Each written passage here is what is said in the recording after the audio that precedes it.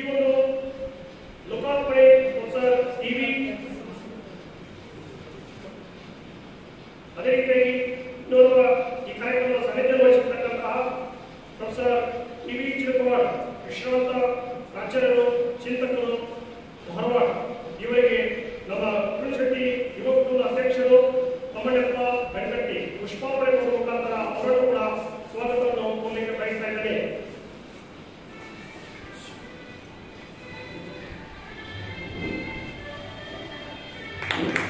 ಆಚಾರ್ಯರು professor TV ಚಿರಕುಮಾರ್, ಕೃತಿ ಲೋಕಾರ್ಪಣಕಾರರು,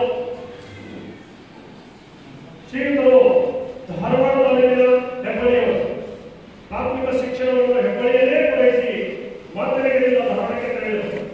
ಧಾರವಾಡದ ಕರ್ನಾಟಕ ಕಾಲೇಜಿನಲ್ಲಿ BSc ಮುಗಿಸಿ ಬಳಿಕ ಕರ್ನಾಟಕ ವಿಶ್ವವಿದ್ಯಾಲಯದಲ್ಲಿ ಗಣಿತಶಾಸ್ತ್ರದಲ್ಲಿ ಚಿನ್ನದ ಪದಕದೊಂದಿಗೆ MSc ಸಂಪನ್ನಗೊಳಿಸಿದರು. 1968ರಲ್ಲಿ ಬಾಗಲಕೋಟೆಯ ಬಸವೇಶ್ವರ ವಿಜ್ಞಾನ ಮಹಾವಿದ್ಯಾಲಯದಲ್ಲಿ ಗಣಿತಶಾಸ್ತ್ರದ ಪ್ರಾಧ್ಯಾಪಕರಾಗಿ ವೃತ್ತಿ ಆರಂಭಿಸಿ 1990ರಿಂದ ಕ್ರಮವಾಗಿ ಬಸವೇಶ್ವರ ವಿದ್ಯಾವರ್ಧಕ ಸಂಘದ ವಾಣಿಜ್ಯ ವಿಜ್ಞಾನ ಹಾಗೂ ಕಲಾ ಮಹಾವಿದ್ಯಾಲಯದಲ್ಲಿ ಪ್ರಾಚಾರ್ಯರಾಗಿ ಕಾರ್ಯನಿರ್ವಹಿಸಿ 1998ರಲ್ಲಿ ವಯೋನಿವೃತ್ತಿ ಹೊಂದಿದರು. ಇವರು ರಾಷ್ಟ್ರೀಯ ಮತ್ತು ಅಂತಾರಾಷ್ಟ್ರೀಯ ಗೋಷ್ಠಿಗಳನ್ನು ಸಂಘಟಿಸಿದ್ದಾರೆ.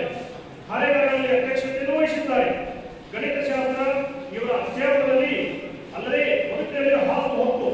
ಹೀಗಾಗಿ ಇವರ ಜೀವನ ತೂಕಬದ್ಧ ಮತ್ತು ಲೆಕ್ಕಬದ್ಧ, ಕೀರ್ತಿ ಪ್ರತಿಷ್ಠೆಗಳಿಗೆ ಬೆನ್ನು ಹಾಕಿದ ಸರಳ ವ್ಯಕ್ತಿತ್ವವಾದ ಶ್ರೀಯುತರು ಬಹು ಧಾರ್ಮಿಕ ಪ್ರತ್ಯಯವುಳ್ಳವರು.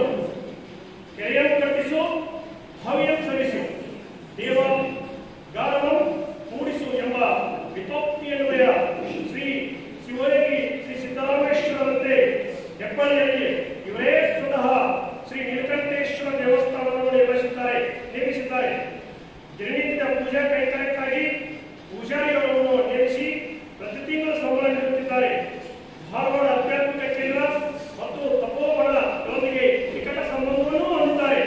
ಪ್ರೊಫೆಸರ್ MP ನೀಲಕಂಠರವರು ಪದವಿ ವಿದ್ಯಾರ್ಥಿಯಾಗಿದ್ದಾಗ ಶ್ರೀ ನೀಲಕಂಠ ಮಲ್ಲಿಕಾರ್ಜುನ ಪುರಾಣ ಹೇಳುತ್ತಿದ್ದನ್ನು ಕೇಳಿಸಿಕೊಂಡು ಪುರಾಣ ಕೇವಲ ಹೇಳುವುದಾಗಬಾರದು, ಅದರ ಮೂಲ ಹಸ್ತಪ್ರತಿಗಳನ್ನು ಪರಿಶೋಧಿಸಿ ಪರಿಷ್ಕರಿಸಿ ಸಂಪಾದಿಸುವ ಕಾರ್ಯ ನಿಮ್ಮಿಂದಾಗಬೇಕು ಎಂದು ಬೆನ್ನು ತಟ್ಟಿ ಅವರೊಂದಿಗೆ ಮೂಲ ಹಸ್ತಪ್ರತಿಗಳು ಹುಡುಕಾಟದಲ್ಲಿ ಶ್ರಮವಹಿಸಿದರು.